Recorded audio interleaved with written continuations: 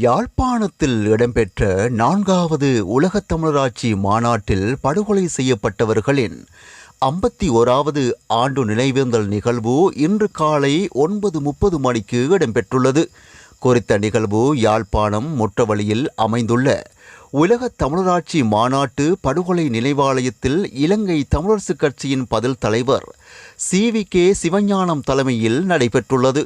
இதன் பொழுது உயிரிழந்த 9 உறவுகளையும் நினைவு கூர்ந்து அமைக்கப்பட்ட நினைவு தூபியின் முன் CVK சிவஞானத்தினால் பொதுச்சுடர் ஏற்றப்பட்டதோடு மலரஞ்சலியும் செலுத்தப்பட்டு அகவணக்கமும் செலுத்தப்பட்டுள்ளது.